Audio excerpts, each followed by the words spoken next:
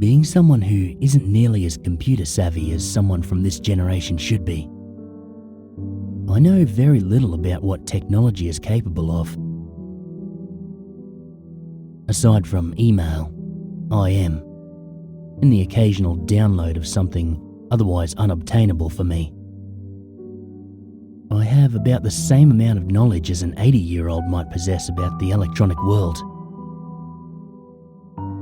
For example, and for the sake of this tale I'm about to recount, I was totally unaware that someone is capable of hacking Pokémon games to make their own sub-story of the world.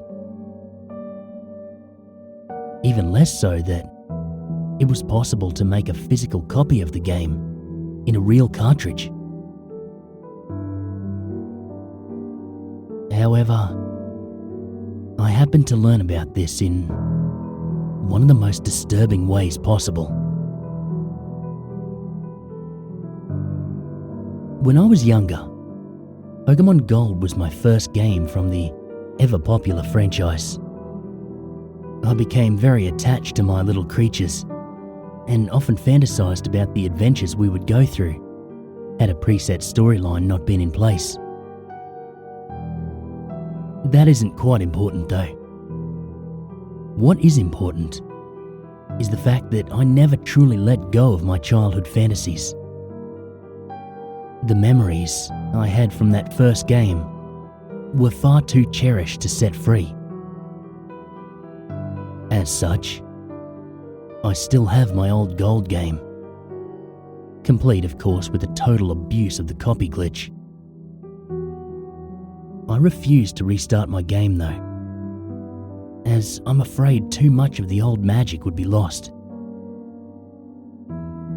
I wanted to play a whole new game of the version that I recall being the happiest with. But older cartridges are rather hard to find outside of the internet. The most my local flea markets have are GBA games, and hardly any of them being Pokemon. Fortunately for me, my grandmother still fully supports my long-standing love for Pokemon, and she often buys me boxes of cards, toys, videotapes, and other items she comes across during her frequent visits to local auctions. Granted, very little of these things she gives me are in good condition. Long-forgotten items stowed away in a musty basement after the phase in their owner's life has passed hardly ever are.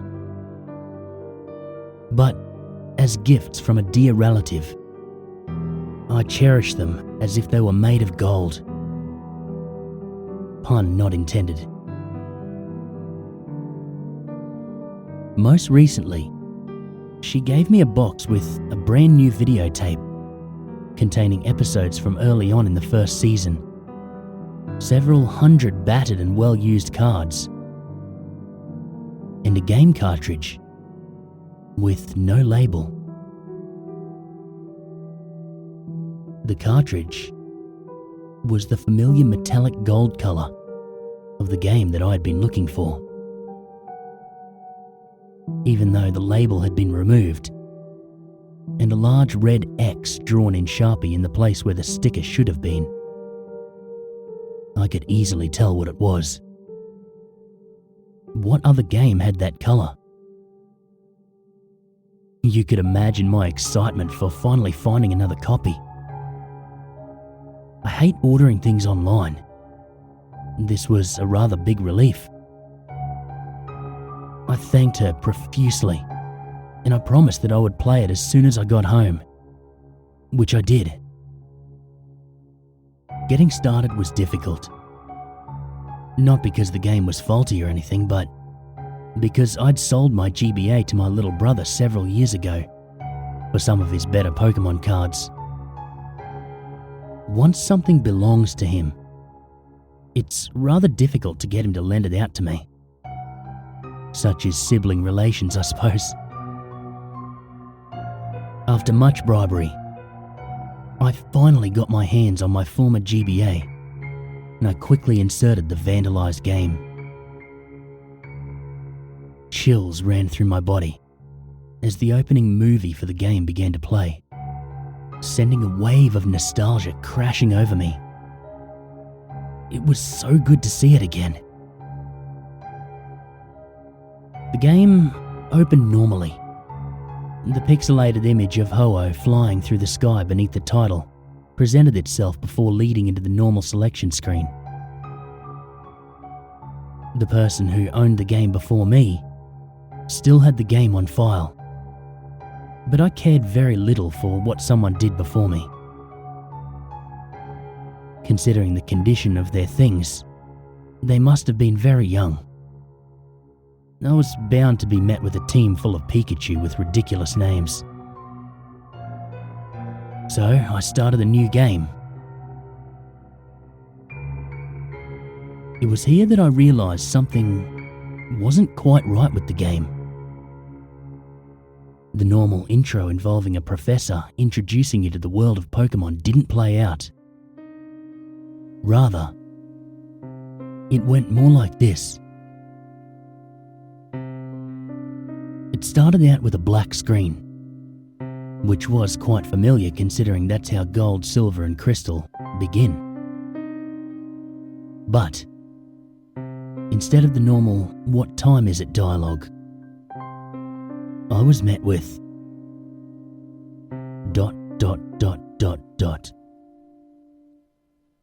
Pokemon are nothing more than tools. Use them, and then throw them away. The black screen faded away, revealing an empty area at night. I vaguely remember it being a route in an earlier part of the game, but since I've been away from the game for so long, I couldn't place it. In the silence of this scene, the sprite of your rival, henceforth noted as Silver, walked in from the left. He moved a little slower than normal, as if he were hesitant about something. Once he'd moved to the middle of the screen, he stopped and turned back to look where he'd come from, turned towards where he was going, and turned back towards where he'd came once again.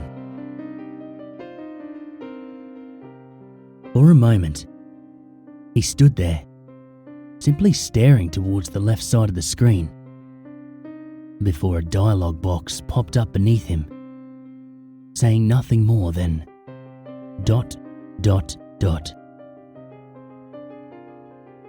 After that, he turned back around yet again. Only this time, he continued to walk off screen. The scene faded away, to be replaced with Silver, standing in the place where you first officially see him, just outside Professor Elm's laboratory. It was clearly in a slightly later part of the game than normal, as the professor and his assistants all exited the lab and went their separate ways. The assistants left the town, and Elm walked further downward off screen, which I assumed that meant he left for his home and remained in town. The character of Gold was nowhere to be seen. After that small scene, it stayed on Silver. I thought the game had frozen for a minute, but I finally realised that I was able to move him. Honestly, I was a little excited. Silver was, and always has been, my favourite of the rivals. It was an interesting twist to be able to play as him. I moved him a little further downward to see if I was able to explore, but it stopped me each time I moved one step away from the front of the lab. A dialogue box popped up that said, "I can't leave yet," and it backed me up a step. I moved back up to the place he had originally been standing and moved into the window. It worked much like a door, as it allowed me to enter Professor Elm's lab. Aside from the regular equipment, bookshelves, computers, trash cans, tables, all that, the lab was empty, which was to be expected since the employees had left just a moment ago. On the table was a single Pokeball. Being without one at the moment, I walked over and took it. A dialogue box popped up and said, "Obtain Totodile," but no item get music played. Apparently stealing wasn't condoned even by the game. After pressing A, it gave me the option of naming the Pokemon. I picked yes, as I love naming these things. As it took me to the naming screen, another dialogue box popped up, interrupting the naming process. "Don't name it. You'll only get attached. Don't love it. Use it." It was clearly the voice of the same person who spoke in the very beginning. I found it odd. The naming screen faded away at that point, leaving me in the empty lab, which I quickly tried to leave through the front door, but was stopped by Silver saying, "Not through there." Again, he backed up and I exited through the window I'd come in from. As if things weren't strange enough as they were, when I left New Barktown to begin the adventure and stepped into the grass, it was nearly impossible to get a random battle to start. Normally I go out of my way to avoid those later on in the game, but during the beginning it was something I enjoyed, to get my Pokemon to level up. Being unable to find something to fight was a little frustrating. After several minutes of walking back and forth in patches of grass, I finally encountered a Pokemon. A Sentret. Nothing out of the ordinary. But when I sent out my Totodile and chose the only presently useful move he had, Scratch, the Pokemon fled. I was rather confused. Wild Pokemon never ran. Not so early in the game. After a few more tries, all with the same outcome, I just continued on to Cherry Grove City. Just before I entered the city, I recognized the small area as the one Silver had walked through in the beginning. After entering the city, I bumped into Gold, who wordlessly challenged me to a battle. His Pokemon, a Cyndaquil, was already a slightly higher level than mine. I was stuck at level 5. He was already at level 7. And even though I had the type advantage, he beat me. Before whiting out, his sprite switched out with the Cyndaquils. He looked disappointed. After exiting the Cherry Grove Pokemon Center, I hadn't used it prior, but it was apparently the only option I had.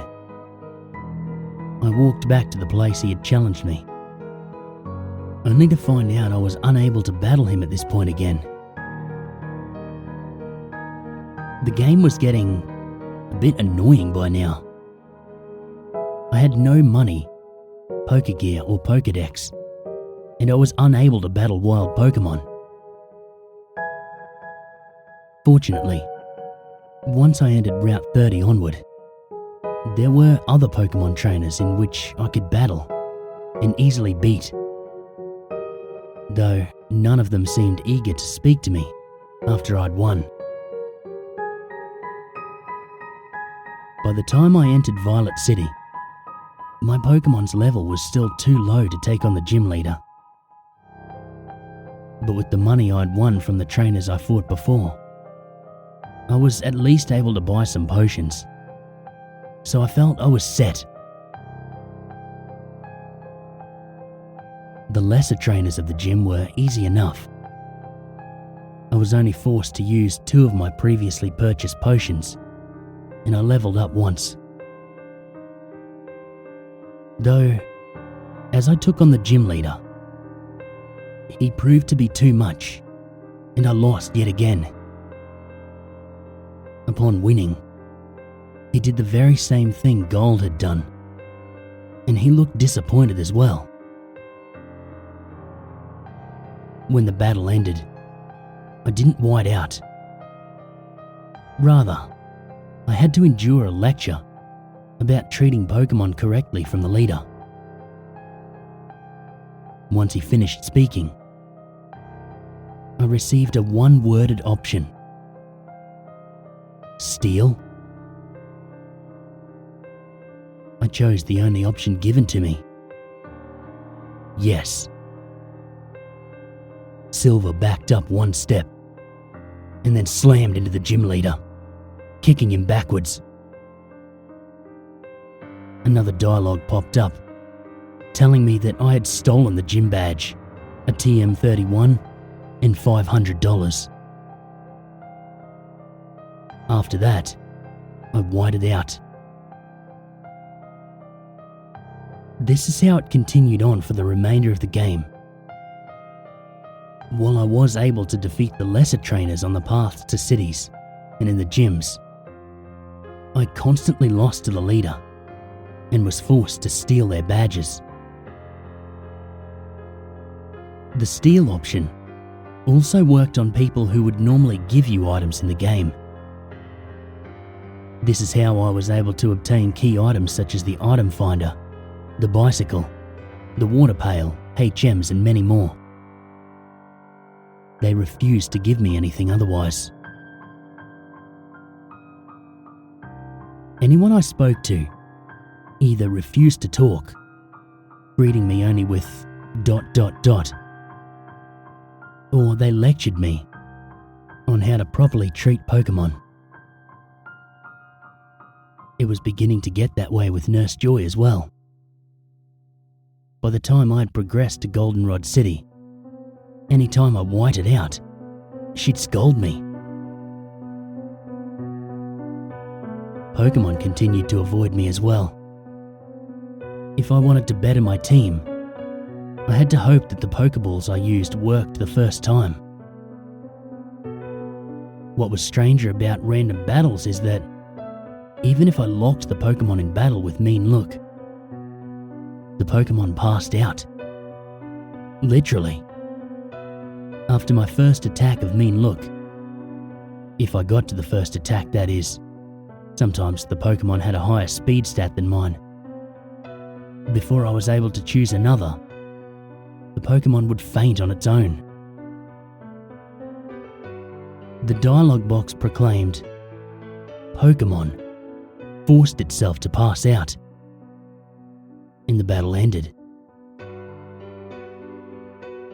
The only thing that seemed to go normally for me were the battles with Team Rocket. I always won against them, and they always treated me like a punk kid getting in their way. The rest of the game, up until a certain point, isn't entirely important.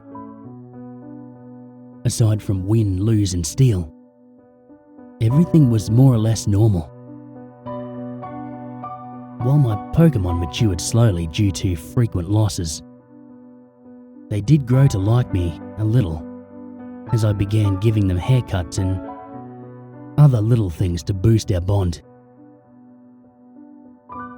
The last I'd checked, the person who rated their happiness, one of the very few people who spoke to me normally, said, "It's quite cute." I know you must be thinking that this isn't disturbing at all. That I should just accept the fact that this is simply a hack, made to tell Silver's side of the story. Well, I did. And it was. But I'm not quite finished yet.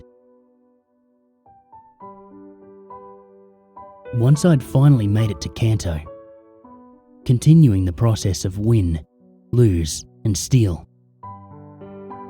I ventured into Viridian City.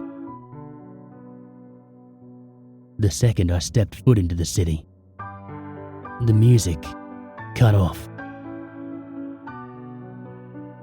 I thought for certain that this was simply a glitch in the programming, that I was now to walk through a soundless game.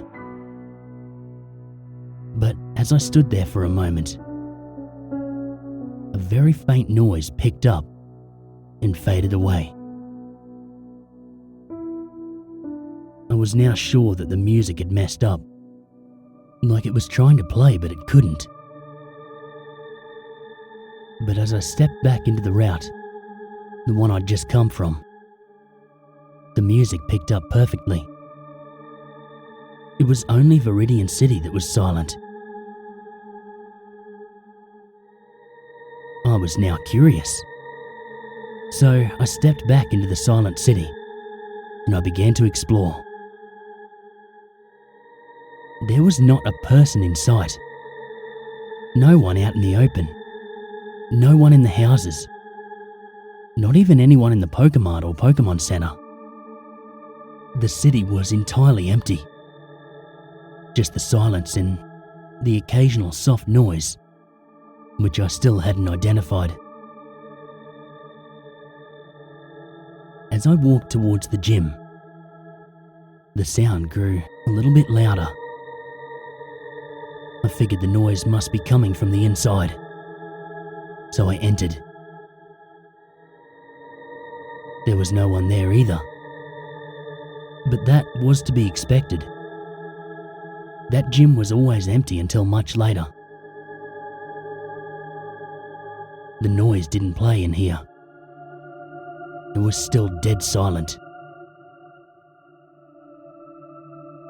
I walked up to where the gym leader normally stood and, as I walked past the spot and into the wall, I do that sometimes. I like the noise. But anyway, I was transported to another room. The wall had a hidden set of stairs. This place was silent too. But that noise began to play yet again. And it was much louder this time. Just a bunch of random, high-pitched noises. But it sounded kind of like screams. By this time, as you could well imagine, my heart was pounding. I don't take screaming, or things that sound like screaming, very well, due to an unfortunate experience with a very graphic haunted house when I was 3 years old. But I digress. Regardless of my pounding heart and shaking hands, I explored the room, which was tinted in a muted red, much like everything was in Pokemon Red version when you play it on the Game Boy Color. The room followed a sideways zigzag pattern, and the screams came at random. Some short, some long and drawn out.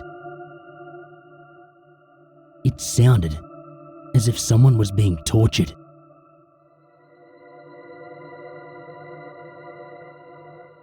As I continued down the zigzagging hallways, I came across several disturbing images. Sprites of NPCs without their heads, as well as heads without bodies. Anytime I tried to examine the bodies, Silver simply said, "Don't look." The bodies and the heads became more frequent as I went on, clogging up the hallways and leaving only a small path for me to follow. And the screaming became much louder and more frequent. The screen began to flicker as I walked, like it would if one of your Pokemon were poisoned.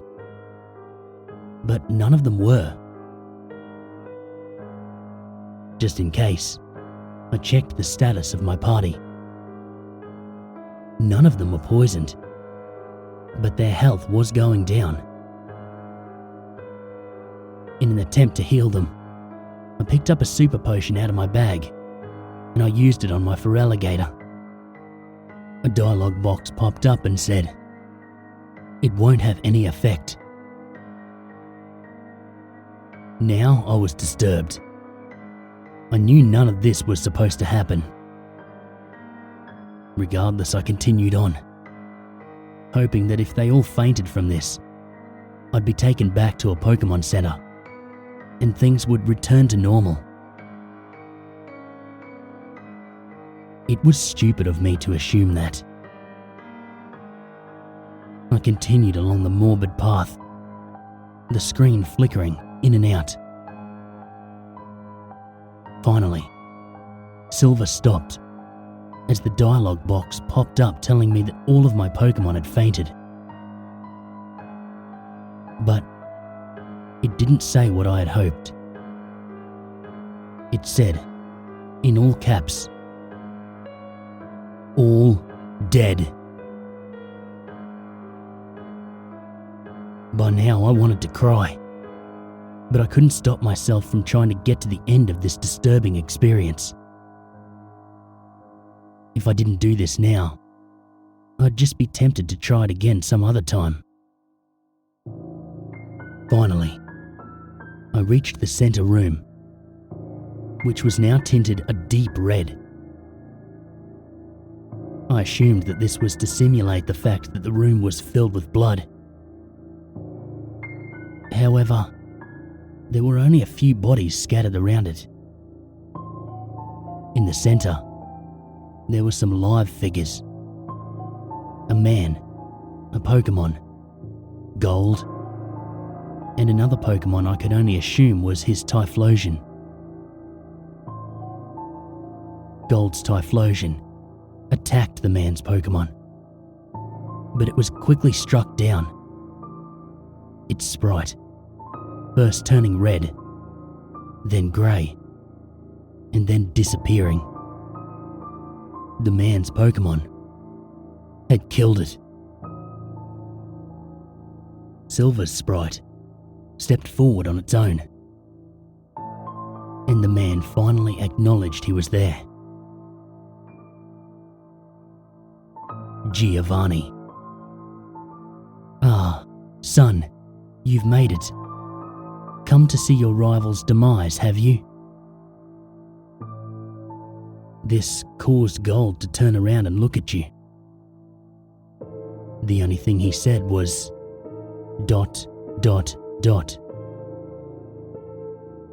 Silver continued to move on his own. He approached the man and kicked him backwards, which obviously enraged Giovanni. "Giovanni, you're going to help him? Ha!